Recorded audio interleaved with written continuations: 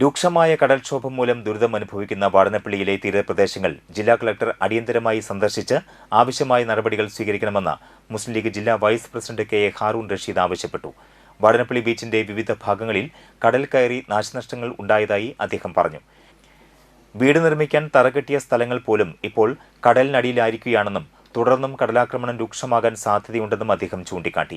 കടൽക്ഷോഭം കാരണം തൊഴിൽ ചെയ്യാൻ കഴിയാതെ ദുരിതത്തിലായ മത്സ്യത്തൊഴിലാളികളും തീരദേശവാസികളും ഉൾപ്പെടെയുള്ള കുടുംബങ്ങൾക്ക് സൗജന്യ റേഷൻ അനുവദിക്കണമെന്നും അദ്ദേഹം സർക്കാരിനോട് ആവശ്യപ്പെട്ടു.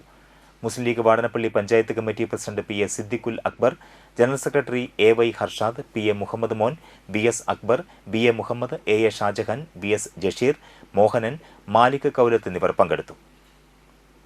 കഴിഞ്ഞ കുറേ ദിവസങ്ങളായി ഈ കടൽക്ഷോഭം ഇവിടെ രൂക്ഷമായിക്കൊണ്ടിരിക്കുമ്പോൾ ജില്ലാ കളക്ടർ ഉൾപ്പെടെയുള്ള ഉദ്യോഗസ്ഥന്മാർ വന്ന് ഇതിനാവശ്യമായ ഇവരെ ഈ പ്രദേശത്തെ ജനങ്ങളെ സഹായിക്കുന്നതിനാവശ്യമായിട്ടുള്ള നടപടികൾ സ്വീകരിക്കണമെന്നാണ് ഞങ്ങൾക്ക് ആദ്യമായി തന്നെ പറയാനുള്ളത്.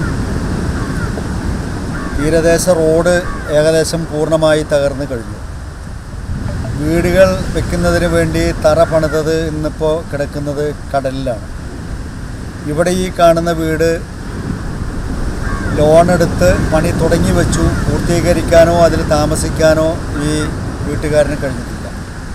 അത്രയും രൂക്ഷമായ രീതിയിലുള്ള കടൽക്ഷോഭം ഈ പ്രദേശത്ത് നിൽക്കുകയാണ്.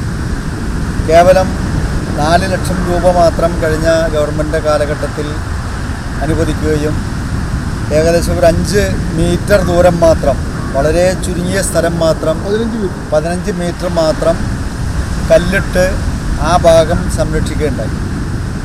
അതിനപ്പുറത്തേക്കുള്ള ഭാഗത്ത് കിട്ടിയ തുക ഉപയോഗിച്ച് ആ പ്രദേശത്തെ ചില ആളുകളുടെ വ്യക്തി താൽപ്പര്യം മുൻനിർത്തിക്കൊണ്ടുള്ള സംരക്ഷണമാണ് അവിടെ ഉണ്ടായിട്ടുള്ളത്. കഴിഞ്ഞ 10 വർഷക്കാലം നമ്മുടെ നാട്ടിൽ ഉണ്ടായിരുന്ന ഭരണ സംവിധാനം അവരൊക്കെ വേണ്ട വിധത്തിൽ കൈകാര്യം ചെയ്തിരുന്നുവെങ്കിൽ ഈ ദുരവസ്ഥ ഈ പ്രദേശത്ത് ഉണ്ടാകുമായിരുന്നില്ല.